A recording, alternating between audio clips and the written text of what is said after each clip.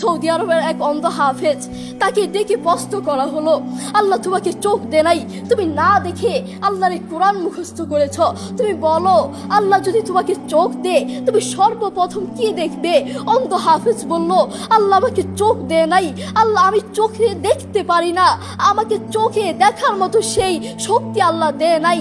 আমাকে যদি আল্লাহ চোখ ফিরিয়ে দে, আমি আল্লাহর কসম করে বলতে পারবো আমি আমার মাকে দেখবো না, আমার কলিজার টুকরো সন্তান আছে আমি সন্তানকে দেখবো না, আমার ভাই আছে, আমার বন্ধু আছে, আমার প্রিয় মানুষ আছে, আমি তাদেরকে দেখবো না।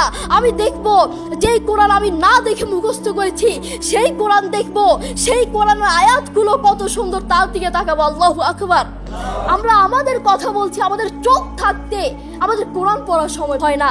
আপনি বলছেন আমি ব্যবসা করি, সময় পাই না, কোরআন কোত্থেকে পড়বো? ব্যবসা করি, কোরআন পড়ার সময় পাই না। আমি দোকান করি, দোকানে অনেক কাজ থাকে, বিশ্বাস করুন আমি অনেক ব্যস্ত মানুষ, এজন্য কোরআন পড়ার টাইম পাই না, কোরআন পড়ার সময় পাই না।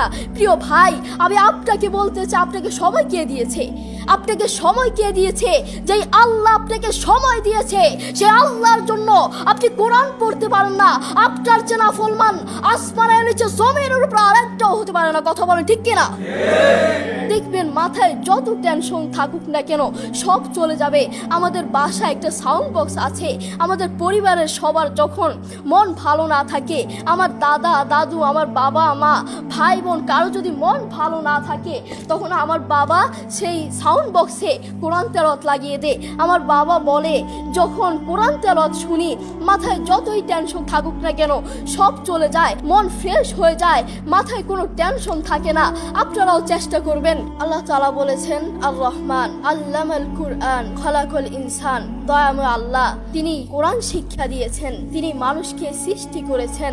আপনি দেখুন বর্তমান পৃথিবীতে যিনি কোরআন নিয়ে প্রতিবাদ করেছেন, আল্লাহু আকবার, যিনি বর্তমান এই পৃথিবীর বুকে কোরআনের সৌন্দর্য তুলে ধরেছেন, কোরআন যে ভুল নয় তা প্রমাণ করেছেন, তিনি হচ্ছে ডাক্তার জাকির নায়েক হাফিজাহুল্লাহ। তিনি কোরআনের মর্যাদা তুলে ধরেছেন, কোরআন যে ভুল নয় তা প্রমাণ করে দিয়েছেন। এই পৃথিবীর বুকে আপনি দেখবেন পৃথিবীর বহু মানুষ চোখে দেখে না, পৃথিবীর বহু মানুষ কথা বলতে পারে না, পৃথিবীর বহু মানুষ হাঁটতে পারে না, পৃথিবীর বহু মানুষ কানে শুনে না, তবু আল্লাহু আকবার যারা অন্ধ দেখবেন তারা চোখে দেখে না কিন্তু শুনে শুনে এই কোরআন মুখস্থ করে, যারা কানে শুনে না তারাও এই কোরআন মুখস্থ করে, যারা কথা বলতে পারে না তারাও আল্লাহু আকবার দেখবেন এই কোরআন মুখস্থ করে। আমার বাবার একটি মাদ্রাসা আছে, নাম হচ্ছে আল হিদায়াত প্রতিবন্ধী মাদ্রাসা, সেখানে বিভিন্ন প্রতিবন্ধীরা পড়ে। তো সেখানে যিনি প্রধান শিক্ষক, সেখানে যিনি প্রধান টিচার, তার নাম হচ্ছে হাফেজ মোহাম্মদ শরীফুল ইসলাম। তাকেও আল্লাহ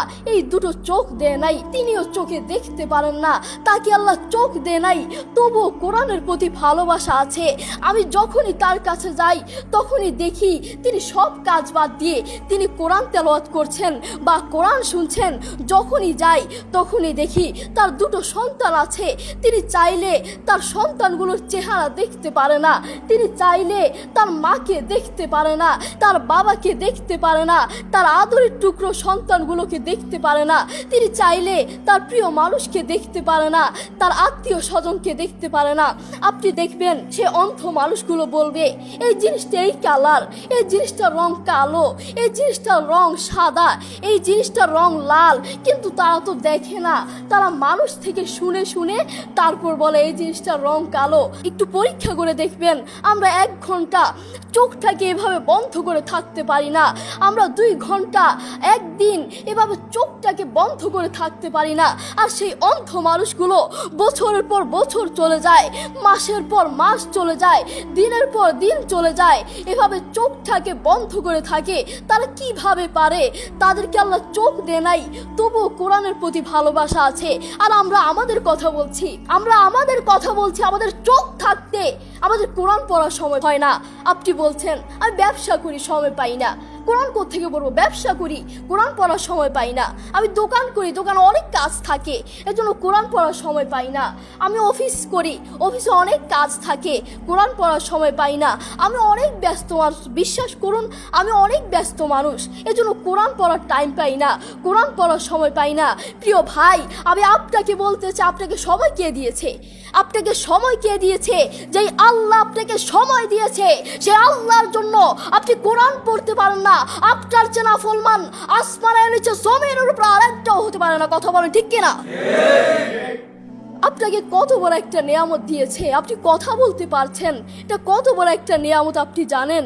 কোরআনের সুর বড় মধুর সুর, কোরআনের সুর জানেন, একবার শুনলে বারবার শুনতে মন চায়।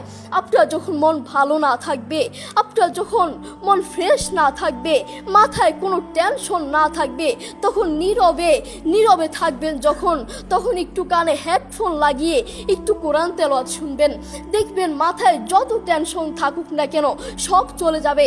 আমাদের বাসায় একটা সাউন্ড বক্স আছে, আমাদের পরিবারের সবার যখন মন ভালো না থাকে, আমার দাদা দাদু, আমার বাবা মা, ভাই বোন, কারো যদি মন ভালো না থাকে, তখন আমার বাবা সেই সাউন্ড বক্সে কোরআন তেলাওয়াত লাগিয়ে দেয়। আমার বাবা বলে, যখন কোরআন তেলাওয়াত শুনি মাথায় যতই টেনশন থাকুক না কেন সব চলে যায়, মন ফ্রেশ হয়ে যায়, মাথায় কোনো টেনশন থাকে না।